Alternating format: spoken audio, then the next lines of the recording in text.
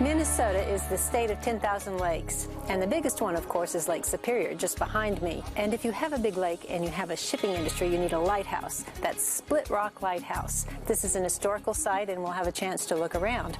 Meanwhile, I think Roger knows just what he wants to paint. Split Rock Lighthouse. This is the view I want to paint, but there's 170 steps to get down here, and to bring all our equipment here is a bit too much. So I have my sketchbook.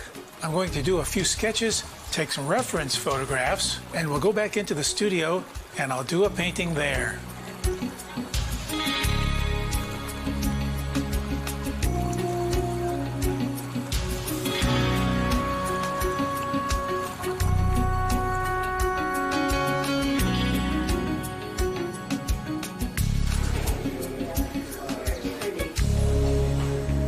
Welcome to the Split Rock Lighthouse cleaning room. This is Ben Peters, and he's going to show us around.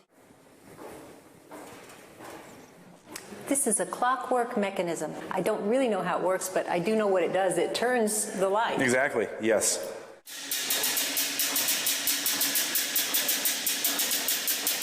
Ben, what order lens is this? This is a third order Bivalve Fresnel lens. Third order, talking about how big it is, it's about 6 feet around, or excuse me, across. It's bivalve because it's kind of like a clamshell shape, and Fresnel being named for the way it's built. It's that series of glass prisms that'll focus that light into a beam. Why did they choose the clamshell shape for this? Back here in the studio, I was going to paint the lighthouse from the sketch I did down on the beach, which was very dramatic. But as I went through my photographs, I chose this picture instead, and this is what I'm going to paint today. It just has a very nice look about it.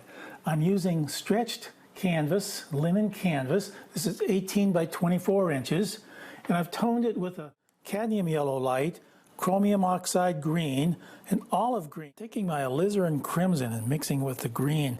Often if you're having trouble with green, put some red in it and you'll get a nice variation to the greens. The background showing through, and I don't want to get it too busy either. That's always a possibility, getting things too busy in a painting. I would rather see a painting that has a few things left out and suggest rather than every single detail put in. I'll start to put in some of these petals of these flowers. I'm going to make them a bit dark the first go around of these petals. And then after I get these dark petals in, I'll start putting some of the light petals over them. Again, it's just a matter of working from dark to light. These leaves are all dry, so it makes it easy to go over this now, and the purple will not mix with the green. Now, right between these stems is an area where I can look at these stems and just paint in between them. And this will create some nice, interesting negative spaces. And by doing it this way, any light green that I put in here has sort of a soft look. Sort of a soft, rounded look. It doesn't give me a hard edge. And add a few highlights, little accents right up here at the tops of the flowers.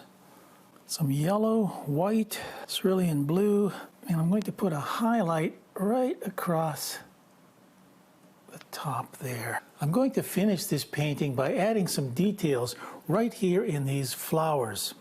So I'm going to mix this light purple. Now these petals have sort of a little circular look to them. So I'm just going to add that right here, not put too many in. And then with a very light green, I'll add some details to a few of these leaves, just to bring them into sharp focus. Well, I think that will finish this painting.